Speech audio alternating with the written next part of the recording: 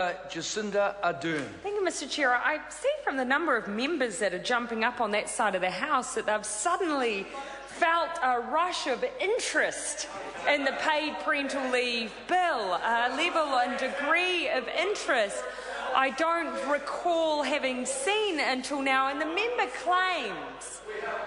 claims they have a good story to tell.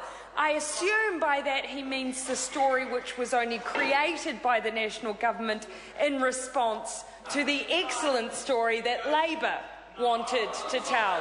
But actually, if we are taking an analogy of paid parental leave being a story of some description, what the National Party have written is the preface, and what Labor has written is the actual story and conclusion, because they haven't gone far enough.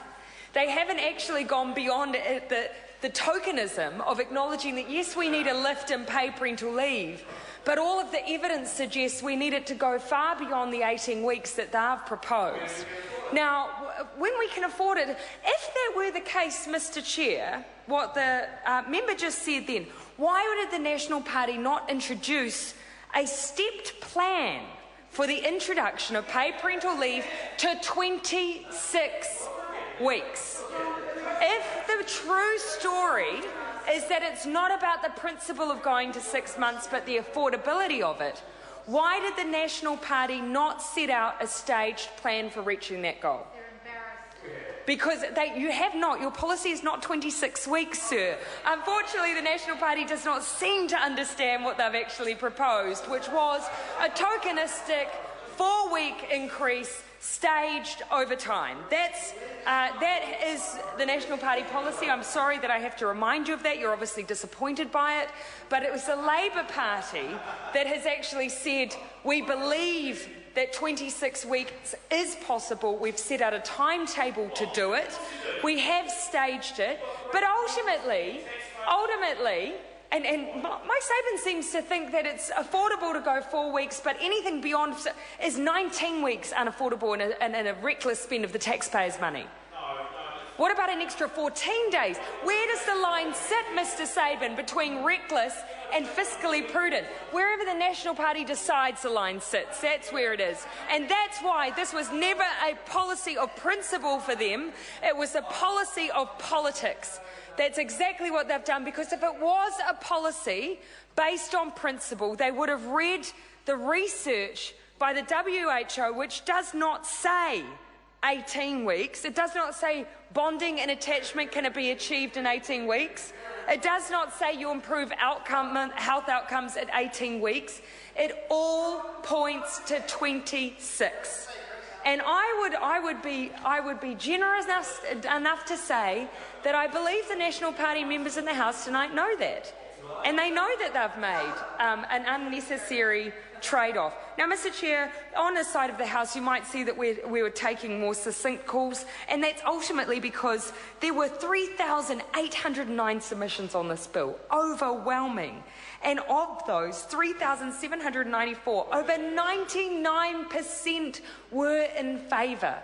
And that actually it is natural, because it's the right thing to do, which is why the majority of MPs in this House, sir, are in favour of this bill passing. And I would just use the time that I have available to me, Mr. Chair, to make a plea to the National Party, a plea.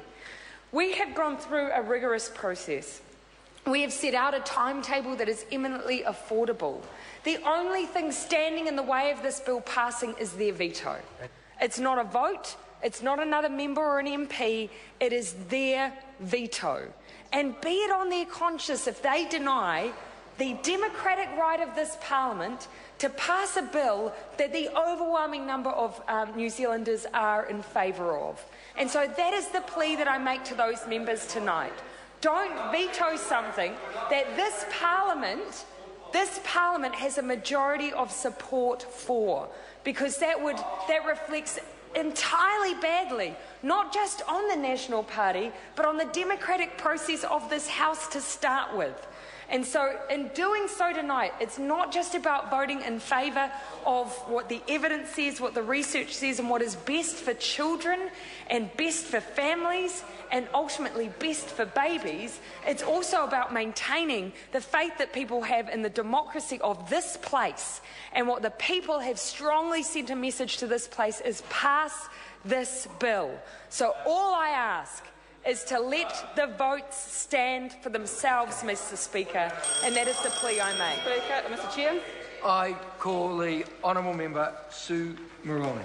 It's point of order, Mr. Chair. I want to seek leave. Point of order? Yes, so I'd like to seek leave to have the bill debated as one debate. Have the question as one question. And the member's perfectly entitled to do that. Is there any objection to that course of action being taken? Yes, there is. Oh, the game plan. I call the honourable member Mike Sabin.